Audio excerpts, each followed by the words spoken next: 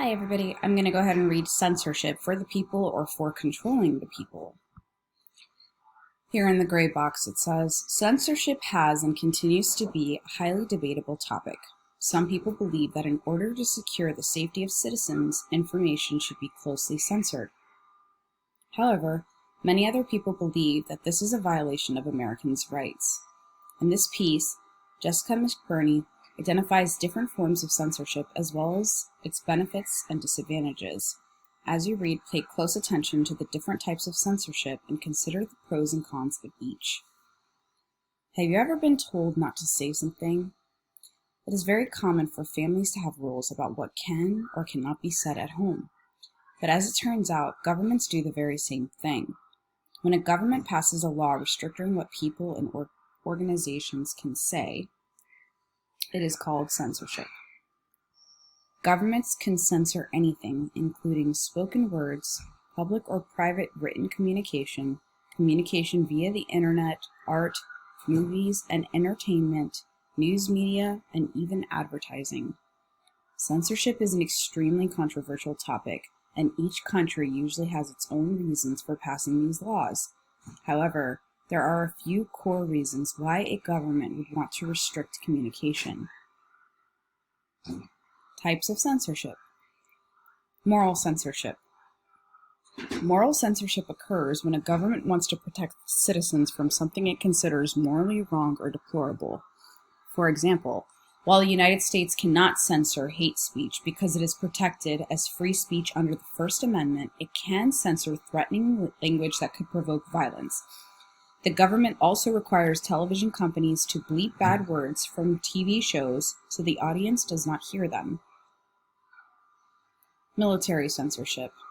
This type of censorship occurs when the government eliminates words from letters and newscasts about the military's locations or strategy during the war. This is to prevent enemies from intercepting any information that lets them know what the military is up to. The United States practiced military censorship frequently in World War I and World War II. When a soldier sent a letter to his family, the government would first look through it and block out any words that might give away where he was, what he was doing, and any future plans he had heard of. Similarly, the government monitored journalists and newscasters to make sure that they did not give away any important information that might be useful to the enemy. Political censorship.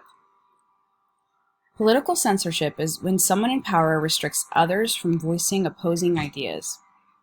A political leader or party might do this to maintain their top position and keep the public from learning about the ways that might be wrong. Keep the public from learning about ways they might be wrong. For example, the Communist Party in the Soviet Union during the late 1900s enforced severe political censorship. Inspectors from the party monitored journalists, writers, and artists to ensure that they said nothing negative about the party or the Soviet Union itself. Weather reporters were not even allowed to predict that it might be raining on a holiday. Religious censorship.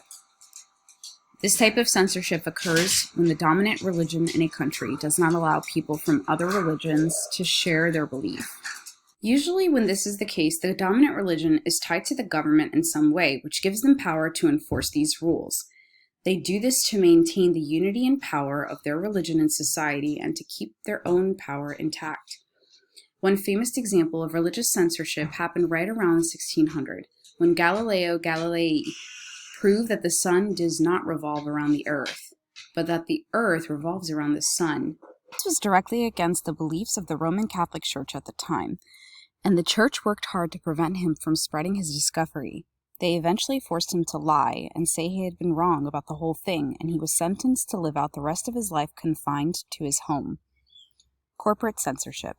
Corporate censorship is when a company warns its employees not to say anything that might put the company in a negative light. This kind of censorship is a little different from the others because it usually does not involve the government or any laws.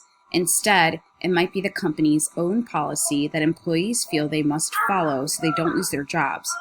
For example, about 40% of reporters say they sometimes avoid writing a newsworthy story because it might say something bad about the company that owns their newspaper. Pros and cons. Censorship does have some benefits. It can protect people from slander or violent threats. It can strengthen national security by keeping information away from enemies. Some people believe it can make a society more unified or moral.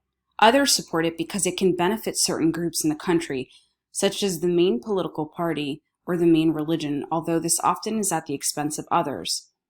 However, there are also many downsides to this kind of restriction of communication. The government's decision about what to censor can be random or unfair. Censorship also limits individual freedoms to speak openly and protest things that are not right. Suppressing opposing views can also hold back social progress and restrict people's ability to learn more about the world and other people.